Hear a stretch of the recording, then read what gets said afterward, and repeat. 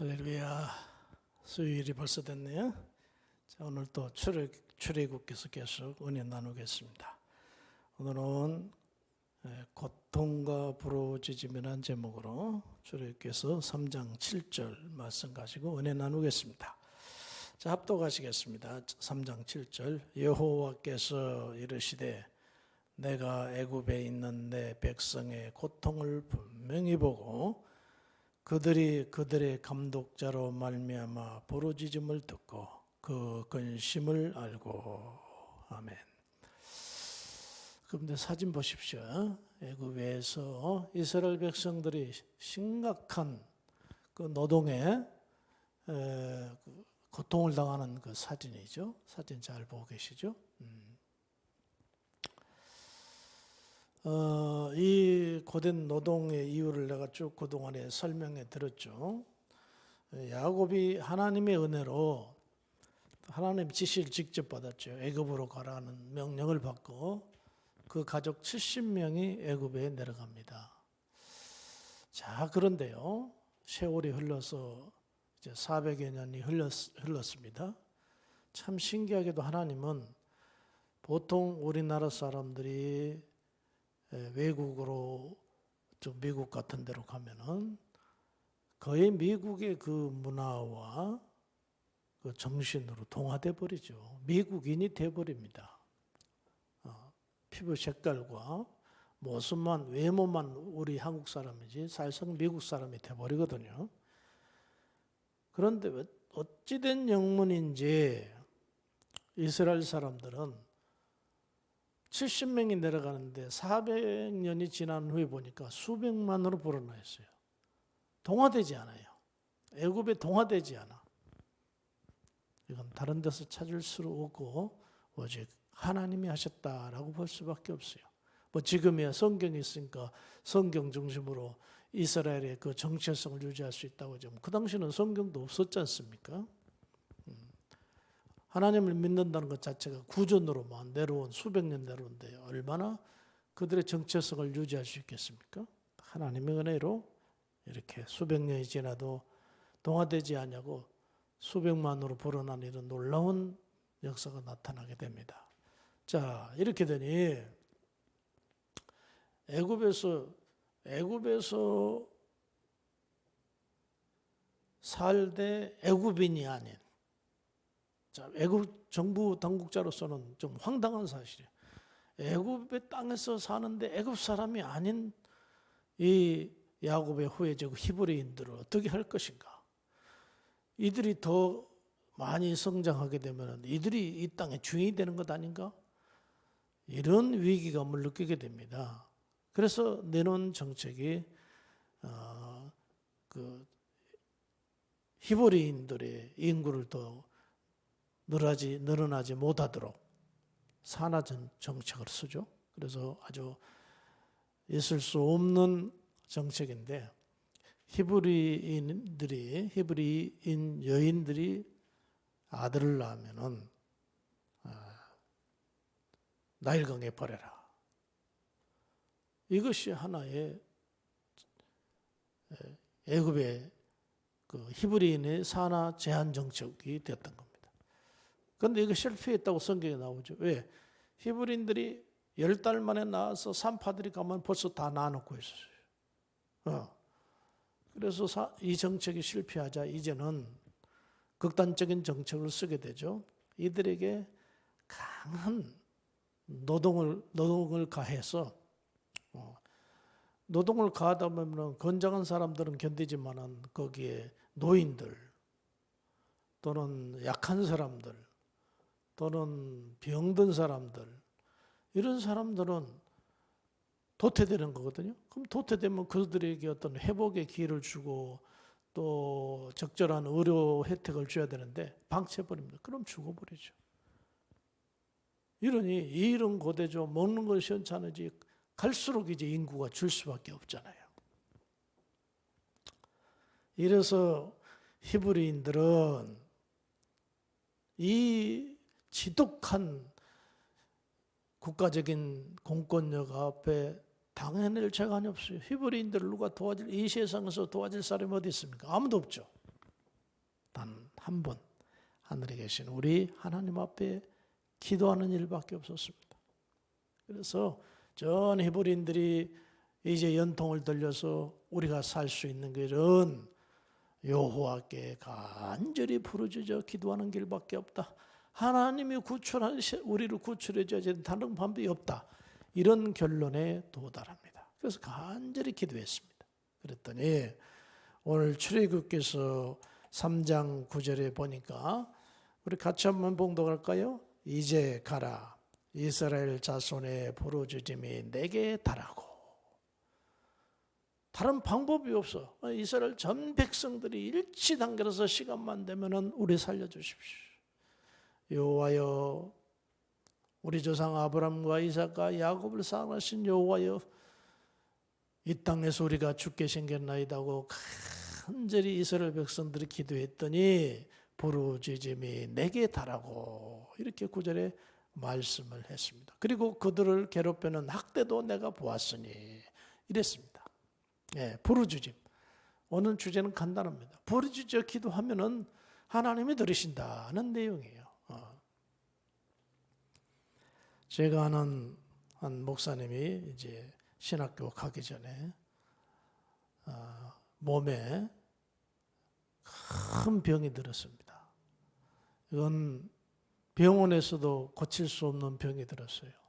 그래서 이제 마지막 길이다 생각하고 오살리 금식 기도원에 올라갔습니다. 금식 기도를 해본 적도 없고 한 번도 자기는 그 장로교 출신이라서 이렇게 큰 소리로 기도해 본 적도 없고, 그러니까 기도원에 옛날 이 큰 성전 말고 그 전에 조그만 성전이 있었어요. 저 밑에 이제 거기서 집회를 하는데 뭐 정신이 하나도 없죠. 막 손들고 부르짖어 많은 사람들이 성령의 불 안에서 기도를 하는데, 이분은 장로교 출신이라 거기 가면 병을 많이 고친다는 소문만 듣고 올라왔는데 이게 기도가 될 수가 없죠. 뭐 기도는 그냥 정신이 하나도 없는 거죠. 성령 충만한 성도들이 부르짖는 그 기도 속에서 자기는 웅크려서 병 고치겠다는 게 이게 정말 뭐가 뭔지 모르는 그런, 그야말로 병 고치러 갔다가 시험만 들고 있는 상황이 됐습니다. 그래도 기왕에 왔으니 어떻게 뭔가 좀 하나님의 은혜를 좀 받아야겠다 싶어서 이제 그 기도 시간이 됐습니다. 그날 지금 천국 가신 조영기 목사님, 장로님 되신 최자실 목사님이 이제 설교를 하고 쭉 이렇게 앞에서부터 안수에 올라오는데, 자기는 지금 금식했죠. 배가 얼마나 고파요. 금식을 해본 적도 없고 힘도 떨어지고, 그런데다가 자기는 한 번도 부르짖어 기도한 적도 없고, 그러니까 엎드려 가지고 배는 고프죠. 기도는 안 나오죠. 그리고 앞으로 엎어져 가지고는 그렇게 엎드려 있는데 갑자기 최자실 목사님 지나시다가 그냥 안수 쪽인데 머리를 딱 때리면서 일어나! 소리 지르며 기도해야지 말이야. 이래가지고 응답이 되겠어? 딱 때리는 순간 그러면서 소리 질러서 기도해야지 응답 되겠어? 그러고 때리는데 그냥 그 하늘에서 내성 병력 같은 소리가 들린가 동시에 뭔가 그냥 불이 확 떨어지더랍니다. 그때는 한참 그분이 능력이 있을 때죠. 자기도 자신도 모르게 펄쩍 일어나서 우리 최자실 목사님 그런 것이 아니라 하늘의 음성으로 들리더라는 거예요. 자기도 모르게 하나님 살려주세요. 잘못됐습니다. 자기도 모르게 손을 들고 그냥 울며 불며 얼마나 고래고래 소리를 지르며 기도를 하고 이제 예배를 마치고 나갔는데 몸이 아주 개운해졌습니다. 은혜를 성령이 임하니까 마음도 기뻤어요. 개운해지고 마음이 아주 평안해졌어요.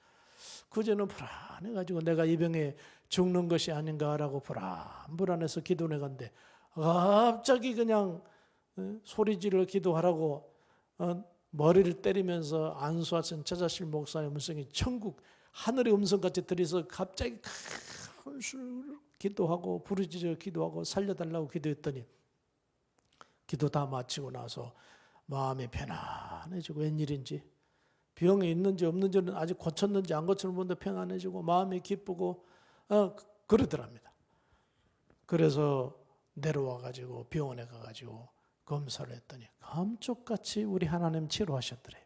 그래서 이분은 그때 우리 하나님이 그렇게 신앙생활해도 하나님이 지금 현재 살아있는 하나님이라는 사실을 몰랐는데, 그 기도원에서 정말 부르짖어 기도하면서 자기 치료할 수 없는 병을 하나님이 치료한 걸 믿고 치료하신 걸 보고 나서는 하나님이 살아계신다, 예수님이 살아계시구나, 부르짖어 기도하니까 이렇게 응답해 주셨구나. 그러고는 그때부터 기도할 때마다 간절히 통성으로 소리 지르면서 하나님께 기도하는 그런 사람이 되었노라고 간증을 들어본 적이 있습니다. 여기 말씀을 보십시오. 시편 107편 6절에 우리 다윗도 고백하기를 뭐라겠느냐. 107편 6절에 이에 그들의 근심 중에 여호와께 부르짖으며, 그들이 근심 중에 여호와께 부르짖으며, 다시 한번 그들이 근심 중에 여호와께 부르짖으며 그들의 고통에서 건지시고 그랬습니다. 그리고 그 밑에 시편 107편 28절에 보니까 이에 그들이 그들의 고통 때문에 여호와께 부르짖으며 그가 그들의 고통에서 그들을 인도하여 내시고 광풍을 고요하게 하사 물결도 잔잔하게 하시는도다 그랬습니다. 부르짖어 기도했더니 고통에서 건지시고, 부르짖어 기도했더니 광풍을 고요하게 하사 물결을 잔잔하게 하였더라. 이런 시편 107편에 있는 말씀을 우리는 볼 수가 있습니다. 우리가 잘 안 대로 조금 전에 나온 그 그림 속에 나온 말입니다만, 저 유명한 에레미야서 33장 3절, 에레미야서 33장 3절에 너는 내게 부르짖으라. 내가 내게 응답하겠고 내가 알지 못하는 크고 비밀한 일을 내게 보이리라. 이렇게 말씀하셨지 않습니까?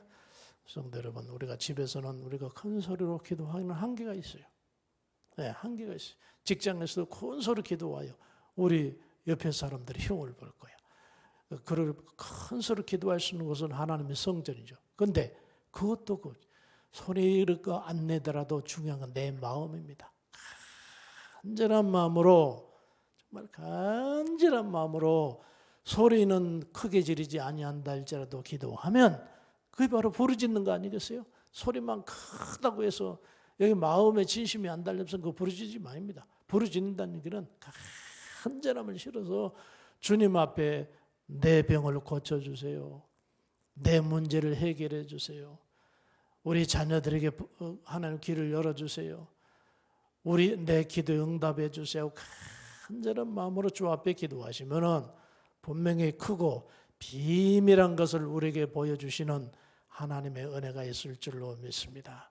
우리 열심히 이스라엘 백성들이 단합해서 애굽에서 그 고통 중에 기도했더니 하나님이 들으셨더라 하는 말씀과 같이 분명히 우리 간절히 기도하면 우리의 기도 들으시고 우리 앞에 있는 막혀 있는 걸 열어주시고 묶여 있는 건 풀어주시고 질병은 치료해주시고 우리의 문제는 해결해 주신 은혜가 있을 줄로 믿습니다.